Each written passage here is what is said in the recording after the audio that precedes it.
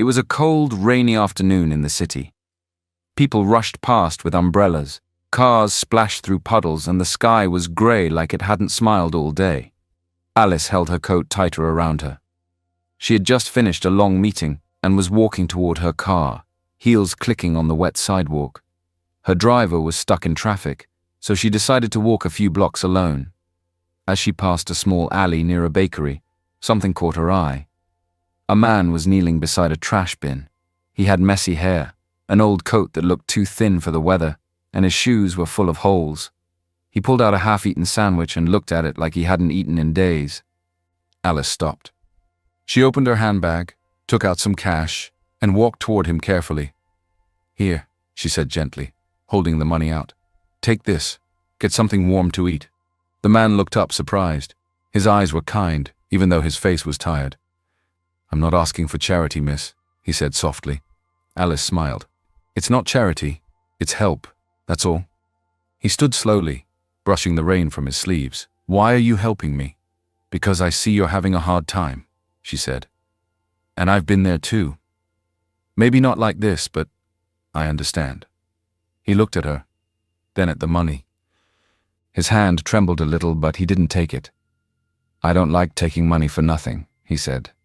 "But if you have any work, I'm not afraid to do it. I'll earn whatever you give me." Alice blinked. She wasn't expecting that. Then she remembered something. Her construction project, her new community center, was behind schedule. One of the workers quit last week, and she hasn't found a replacement yet. The place was a mess and needed cleaning and fixing before they could move forward. She looked at him again. His clothes were worn, but his voice was strong and his eyes were honest. "What's your name?" she asked. "Jackson," he replied. "Just Jackson." "Well, Jackson," Alice said, "how do you feel about working on a building site?" He smiled for the first time. "If it's real work, I'm ready to start today." She reached into her purse and took out a card. "Here's the address. Be there tomorrow morning at 8. Ask for me when you arrive." Jackson took the card carefully, as if it was something valuable. "Thank you," he said. "You're welcome," Alice replied, then turned and walked away, not knowing that this small meeting in the rain was going to change both their lives forever. The next morning, the sun was shining, but the ground was still wet from the night's rain. Birds chirped overhead as workers arrived one by one at the half-finished community center. It was a big project, and the place still needed a lot of work. At exactly 8 a.m., Jackson walked up to the gate. He wore the same old clothes from the day before. His jeans were patched, and his boots had seen better days, but his eyes were focused, and he carried himself with quiet strength. Some workers turned to stare. A few whispered and laughed. "Who's that guy?" one of them muttered. "He looks like he slept under a bridge," another joked. "Maybe he's lost," someone else added. Jackson ignored them. He looked around until he spotted a woman in a clean white hard hat and a rolled-up plan under her arm. It was Alice. He walked up to her slowly. "Good morning, Mom. I'm Jackson. We met yesterday." Alice smiled warmly. "Right on time. Come with me." She led him through the dusty site to a man in a yellow vest, with a sharp voice and a clipboard in his hand. "Mr. Grant," she said, "this is Jackson. He'll be working with us." The foreman, Mr. Grant, raised an eyebrow and looked Jackson up and down. "Really?" he said. "He doesn't exactly look like a builder." "He has hands," Alice said simply, "and he wants to work. That's enough." Mr. Grant sighed but didn't argue. "Fine. He can start by cleaning up the east wing. Tools are in the storage room. Tell Joe to show him where everything is." Alice gave Jackson a small nod. "Do your best." Jackson smiled. Always. He got to work immediately. While others chatted or checked their phones, Jackson swept up broken tiles, moved heavy bricks, and cleared the walkways. His movements were quiet, steady, and fast. By lunch, the area he was assigned looked completely different. Mr. Grant walked by and paused. "Who did all this?" "Jackson," one of the workers said. "The new guy." The foreman scratched his head and looked across the site. Jackson was now filling a hole in the wall with perfect care. He called out, "Hey, have you ever done this before?" Jackson looked up, wiped sweat from his face, and said, Yes, sir, I used to run a team of workers before. Things changed. Mr. Grant nodded slowly. Well, keep going. You do good work. Alice stood nearby, watching with quiet pride. She didn't say anything, but her eyes followed Jackson as he moved from one task to another, always focused, never resting. And as the day went on, the whispers and laughter slowly stopped. By evening, Jackson had earned more than just a day's pay. He had earned respect. Time passed quickly, and soon the clock struck noon. The loud clang of a metal bell signaled lunchtime at the construction site. Workers set down their tools, dusted off their clothes, and moved toward the shade with packed meals and cold drinks. Jackson didn't sit with the others. Instead, he found a quiet corner near the back fence, where a small patch of shade stretched beside an old trash bin. He took out a small sandwich wrapped in paper, something one of the other workers had shared with him that morning. Alice stood nearby, reviewing her notes and drawings. She wasn't hungry. She usually didn't eat during site visits, but something made her glance toward the back, and there she saw him. Jackson was staring at something in his hand. It was a small gold ring. He turned it over slowly with his fingers, then let out a soft sigh. Without a word, he stood up, walked to the bin, and dropped it inside like it was nothing. Then he went back to finish his lunch. Alice blinked. That wasn't just any ring. She walked over quietly, looked inside the trash, and saw it. A simple, shiny gold band. She picked it up carefully, wiped the dust off it, and turned to him. "Jackson," she said gently, "why would you throw away a gold ring?" He looked up, surprised to see her holding it. "It's just metal," he replied. "Gold doesn't mean anything when love turns fake." Alice paused. "Was it yours?" He nodded. "It belonged to my ex-wife. We were married for 5 years. I gave her that ring when I still believed forever was real." Alice didn't speak. She just held the ring in her palm, unsure what to do with it. "She left me when I lost everything," Jackson said softly. "My job, my house, my company. One by one it all disappeared. And so did she. Said she didn't sign up for poverty." Alice's heart sank. She looked at him, not just as a worker or a man with worn-out shoes, but as someone who had truly loved, truly lost, and was now carrying pain deeper than any wound. "I'm sorry," she whispered. Jackson shook his head. "Don't be. Some people leave so the right ones can come in." Alice slowly closed her hand around the ring. "Do you want it back?" "No," he said gently. "Let it go." She stood there a moment longer, feeling a lump in her throat. He didn't ask for sympathy. He didn't cry or complain, but somehow she felt his pain as if it were her own. And for the first time in a long while, Alice didn't feel like the rich girl with a big project. She just felt like a woman who'd met a good man. And maybe fate had brought her here for more than just construction. Soon, it was already after 3 p.m., the sun hung high, and the noise of drilling and hammering filled the air at the site. Jackson was working near the west side wall, carefully patching a cracked edge. His shirt clung to his back from the heat, but he kept moving, steady and quiet. Alice stood near the center of the site, speaking with a few engineers about next steps. She looked confident as always, even with her sleeves rolled up and dust on her shoes. Then suddenly, a black car pulled up roughly outside the gate. The door slammed. A man in a dark blue suit stormed in like he owned the place. It was Peter, Alice's fiancé and co-investor in the building project. Tall, sharp-jawed, and full of pride, he walked straight toward her, his face tight with anger. "Alice!" he snapped. She turned sharply. "Peter, what are you doing here? We need to talk. Now." Jackson noticed the tension from a distance and paused his work, quietly watching. Alice stepped aside with Peter. "What's the matter?" "You know what this is about," Peter hissed. "Why are you telling people I kissed Tina?" "Because I saw it with my own eyes, Peter. You didn't trip and fall into her lips," she said, voice shaking. "She kissed me," he argued. "I didn't ask for it." "I don't care who started it. The point is you let it happen," Alice replied firmly. "And I'm done pretending like everything's okay. You know this relationship has been over a long time ago. There is nothing between us now." Peter's face darkened. "You think you can just dump me and still keep this project going?" Alice stiffened. What are you saying? You owe me, Alice. Don't forget I put in half the money for this site. I handled the legal work, the permits, the land lease. If you want to finish this place without me, you'll need to pay me back. All of it. Alice's voice went low. I don't have that kind of money right now. Then you have 24 hours, Peter said coldly. Either pay me back or I pull out. I'll take my half of everything. Equipment, workers, rights. You'll lose it all. Jackson stood still, pretending to sweep, but he was watching every word from a distance. Alice looked away for a moment, holding back tears. You'd destroy everything over your pride? Peter leaned closer, voice like ice.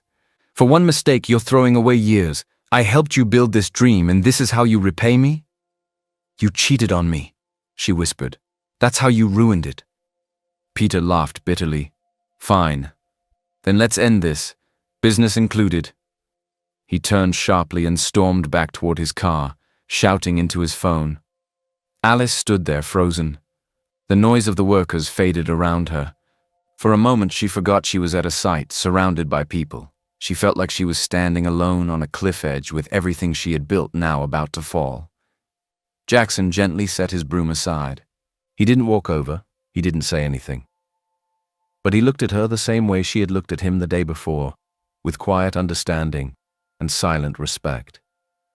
They were both fighting battles no one else could see, and though she didn't know it yet, someone was watching, ready to step in when the time was right.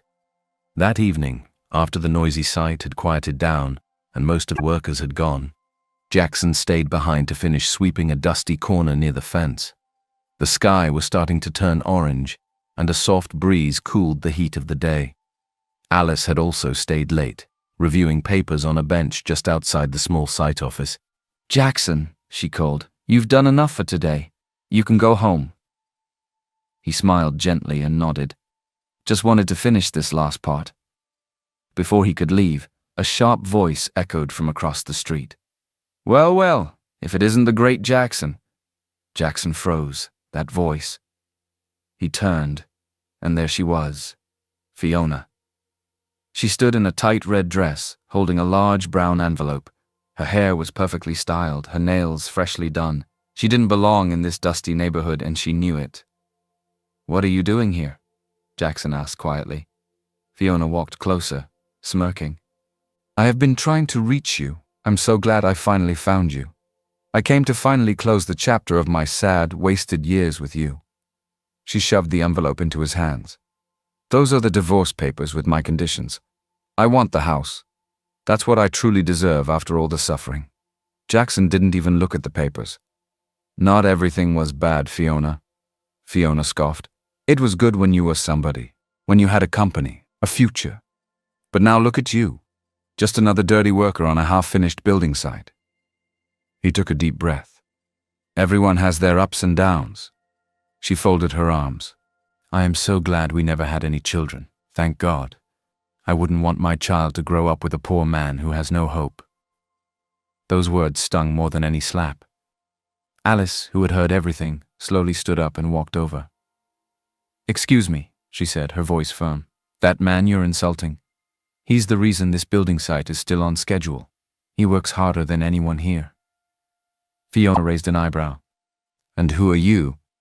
Alice. I own this site, and Jackson is more than just a worker. I have not known him for a long time, but I can see he works very hard. Jackson looked at Alice, stunned by her sudden defense. Fiona laughed mockingly. So this is what your life has become? Being saved by your boss? Jackson stepped forward. I may be working construction now, Fiona, but I haven't given up on my future.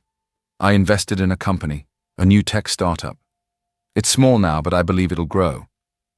Fiona laughed again, even louder. Tech what? Jackson, nothing good can come from you again. You're finished. That silly dream won't feed you. I've already moved on with a man who can actually provide for me. Jackson stayed silent. He wouldn't let her poison him any longer. Alice looked at him. When do you have to sign the papers? Tomorrow, Jackson said quietly. Do you want me to go with you? She asked. Jackson's eyes widened. What? I'll come, Alice said. I don't like how she spoke to you. and nobody should have to face that kind of cruelty alone. Fiona rolled her eyes. Wow, you've found yourself a little protector now. Alice turned to her. No, he didn't ask me to, but I choose to stand with people who don't pretend to be perfect. Jackson looked down at the envelope in his hand, then back at Alice. Thank you, he said softly. Fiona gave one last scoff and walked away, heels clicking as she disappeared into the night. Jackson stood there in silence, holding the divorce papers, his past finally asking for closure. And for the first time in a long time, someone was choosing to stand beside him, not because of what he had, but because of who he was. The next morning was calm, but Jackson's heart was not. He stood outside the lawyer's office, holding the same brown envelope Fiona had given him. His clothes were cleaner today. Alice had sent someone from the site to get him a fresh shirt.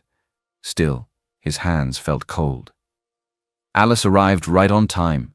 She wore a simple blue blouse and black trousers, no makeup, no jewelry, just quiet support. You didn't have to come, Jackson said gently. I know, Alice replied, but I wanted to. Together they stepped into the quiet office. A middle-aged lawyer with gray glasses and a calm face welcomed them in. Sitting across the table, already waiting, was Fiona, dressed to perfection, red lips tight with confidence. Well, she said, flipping her hair, let's not waste time. I have lunch plans. The lawyer cleared his throat. All right, Mr. Jackson and Miss Fiona, this is the final divorce agreement. Fiona is requesting full ownership of the house. Jackson, do you agree? Jackson nodded slowly. Yes, she can have the house. Fiona smirked and looked at Alice. Smart girl, following him here. Hope you're learning what failure looks like. Alice said nothing, but her expression didn't change. The lawyer continued. Jackson, you will retain full ownership of your investment in Technova as discussed. Fiona has no claim over that asset. Tech what? Fiona scoffed. That worthless little idea. Oh, please, let him keep it. It won't even cover rent next month. The lawyer paused but said nothing. Jackson signed the papers without looking up. Then he passed the pen to Fiona. She took her time. You know, she said to Alice, he used to talk big, had all these dreams. And look at him now, begging for work, still chasing fake hopes. Alice leaned forward slightly. He may have lost some things, but at least he never lost his dignity. Fiona's smile faded, just a little, but she signed anyway. The lawyer looked at them both. That's it. You're now officially divorced. Jackson stood slowly, feeling a strange mix of sadness and relief. As Fiona grabbed her purse, she turned to Alice one last time. Take my advice. Don't waste your time on men who dream more than they earn. Then she walked out. Jackson sighed deeply, still staring at the signed papers. Are you okay? Alice asked. He nodded. Actually, yes. For the first time in years. They walked outside together. The sun was shining. The city moved around them as if nothing had changed. But something had.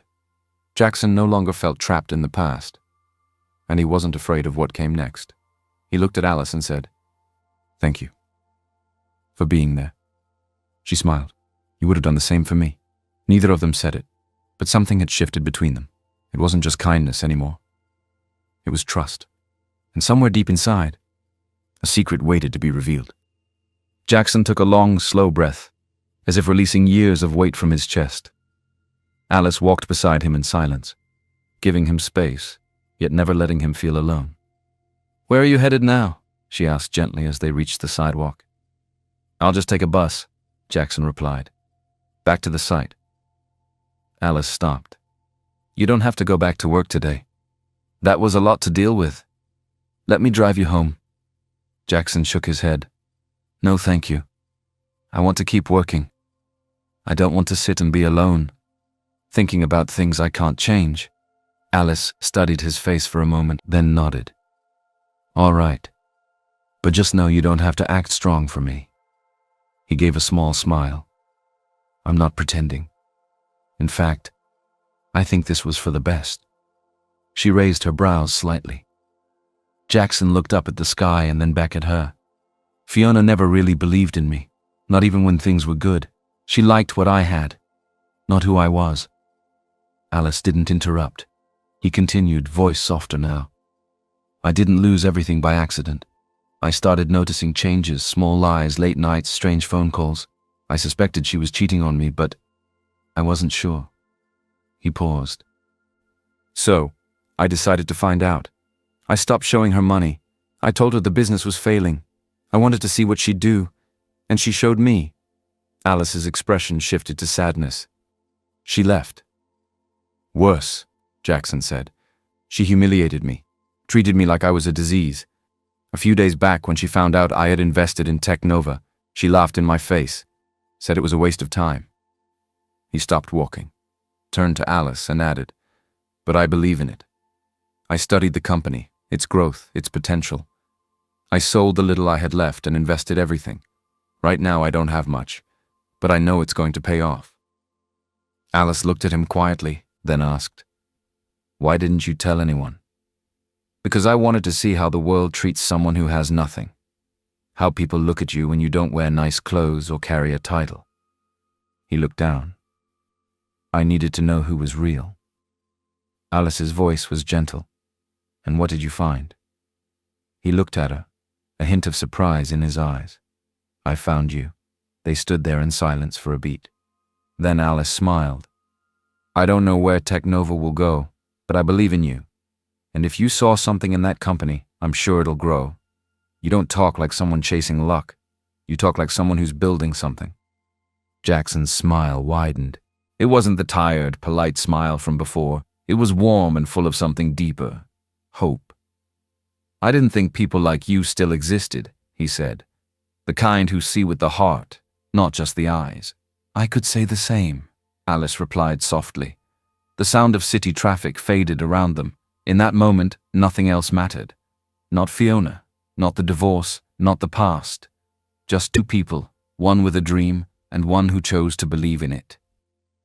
The next morning, the construction site buzzed with the usual sound of drilling and hammering. Jackson arrived early, already pushing a wheelbarrow full of bricks with quiet focus. He felt lighter today, freer, as if finally stepping out of a shadow. Alice arrived a little later, looking tired but determined.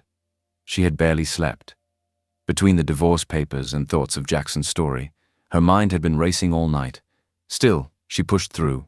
The project had to continue. She barely took 3 steps into the site when Peter's voice cut through the noise. Well, well, if it isn't my favorite boss lady. Alice turned sharply. What do you want now, Peter? Peter stood in front of her, arms crossed, a smug grin on his face. Just checking if you've gathered the money. I told you before I need more time, Alice said, her tone steady. You already owe me $50,000, Peter said with a shrug. And if you can't pay it today, there's another way. Alice narrowed her eyes. What do you mean? Peter stepped closer, his voice dropping. Just one night, that's all. You come to my apartment tonight and I'll forgive the debt. Maybe I'll even bring some wine. Alice took a step back, disgusted. You're sick. I'm offering you a choice, he said with a shrug. Pay up, or enjoy a memorable evening. Alice's hands clenched. Over my dead body. Peter chuckled. Suit yourself. You've got till sunset. After that, I'll take my share of the project and walk. From behind a stack of cement bags, Jackson had heard everything. He stepped out slowly. You really think she has no one? Peter turned, surprised. What's this? The broom boy wants to speak? Jackson walked up calmly. You said she owes you $50,000? Peter laughed. Yes, and unless you have it in your pocket. Give me your bank account number, Jackson interrupted. Peter blinked. What? You heard me, Jackson said firmly. Give me the number, now. Peter rolled his eyes. You're joking. You don't even have decent shoes. What are you going to send? $5 and a handshake? Jackson pulled out his phone. Say the number. Something in his tone made Peter pause.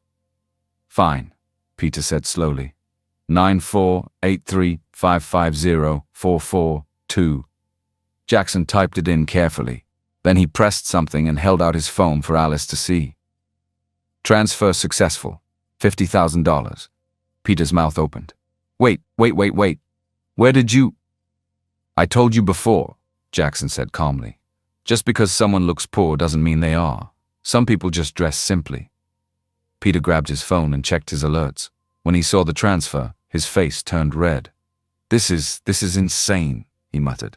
No, Alice said, standing tall beside Jackson. What's insane is you thinking you could buy me with money or fear. Peter looked from Alice to Jackson, speechless. You have your money, Jackson said. Now leave. Peter opened his mouth to argue, then thought better of it.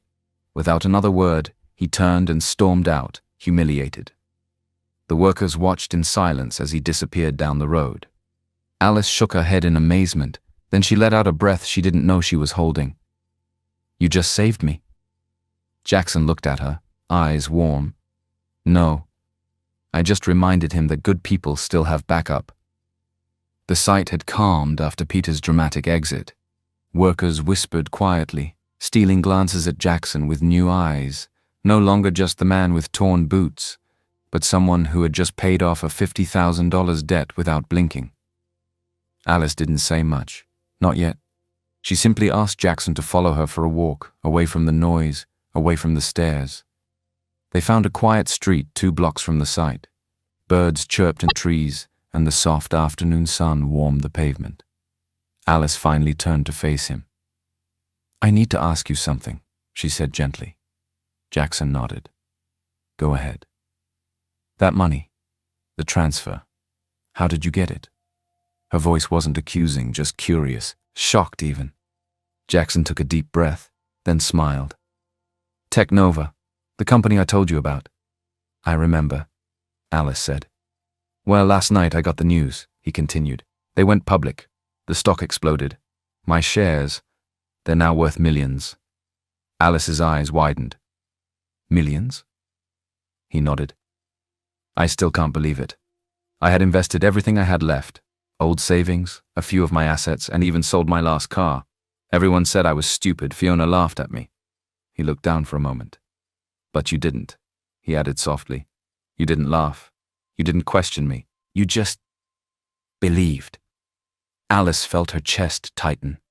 Jackson, I believed because I saw something in you. The way you work, the way you speak. You're not some lazy dreamer. You're someone who pays attention, who moves with purpose. He looked up at her, his eyes full of something soft and real. I wanted to tell you earlier, he said, but I was still afraid.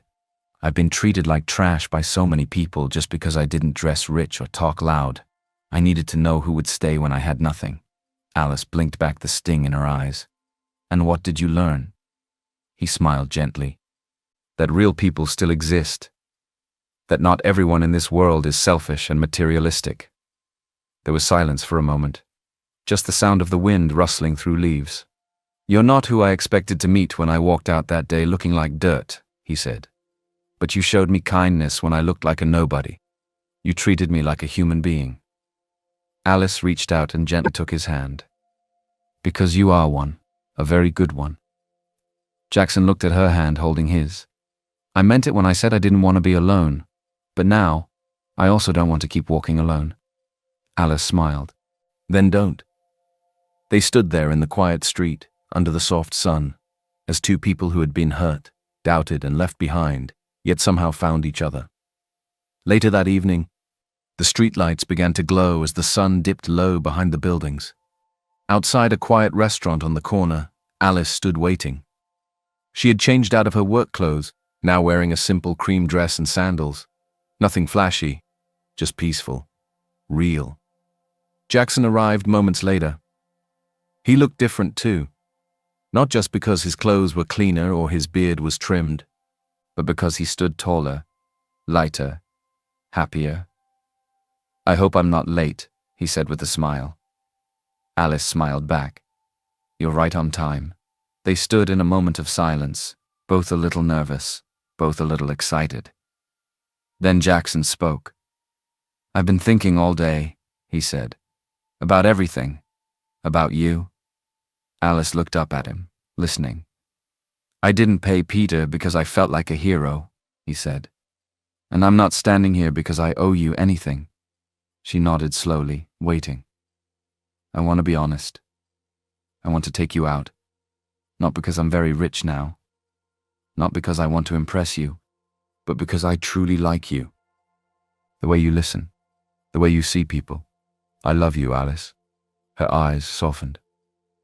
I was hoping you'd say that. Jackson blinked. You were? Yes, she said, stepping closer. Because I feel the same way. From the moment you chose work over pity. From the moment you stood up to Peter. From the moment you said you believed in something, even when no one else did. I saw you. The real you. And I liked what I saw. Jackson smiled, a deep, peaceful smile. So, he said, holding out his hand. Dinner? Alice took it without hesitation. Absolutely. They walked into the restaurant together, hand in hand, not as a rich boss and a poor worker, not as a favor or a rescue mission, but as two equals, two hearts, two survivors of broken trust ready to start again, with honesty, respect, and something money could never buy. As they sat down to their meal, their laughter floated through the air, light and genuine.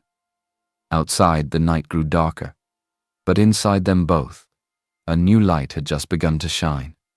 It had been a few months since Alive and Jackson confessed their love, and the city streets buzzed with shoppers and laughter. Jackson walked out of a home appliance store, a small bag in his hand and a calm smile on his face. Life had changed a lot in the past few months. His company, Tech Nova, had become one of the fastest rising names in the industry, and he was now a respected businessman once again. But none of that compared to the joy he felt in his heart, because next month he was getting married to Alice. Just as he stepped off the sidewalk, he heard a voice behind him. Jackson? He turned. Standing just a few feet away was Fiona. She wore a faded uniform blouse and looked thinner than before. Her eyes were tired, but her lipstick still tried to hide the truth. I didn't expect to see you here, she said with a nervous smile. Jackson raised an eyebrow. Did you come to buy something luxurious? Fiona looked down. No, I was just looking around. There was a pause, then she stepped closer. Jackson, listen, I've been thinking a lot. About us, about everything. He stayed quiet. I made mistakes, she said. I was angry and selfish and I didn't see your worth. But I do now. I want to fix things. I still love you. Jackson looked at her for a long moment. No, Fiona, you don't love me. You love what I have now. That's not true. It is, he said calmly. You gave up on me the moment I lost money. You laughed at my dreams. You walked away when I needed someone. Now that things are better, you suddenly want to come back? Fiona opened her mouth, but no words came.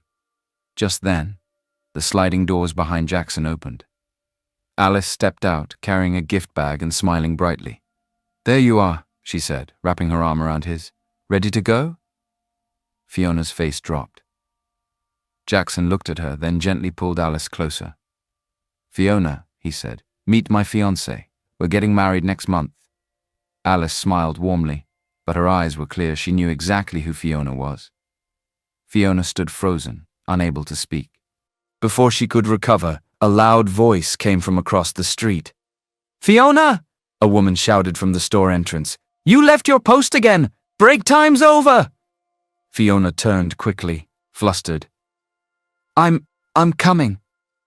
Jackson's eyes widened slightly as the truth clicked. She worked there.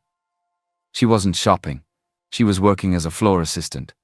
The woman who once mocked him for becoming a construction worker was now being scolded for standing outside too long. Without another word, Jackson turned to Alice. Let's go. They walked away hand in hand, their heads held high, not with pride in money, but pride in who they had become. They didn't need to look back. And as they disappeared around the corner, Fiona stood alone, watching the man she once loved walk away with everything she thought he'd never be. Moral of the story: never judge someone by what they have today, because their future may surprise you. Real love stays during the hard times, not just when things are easy. In the end, those who believe in others will always rise together.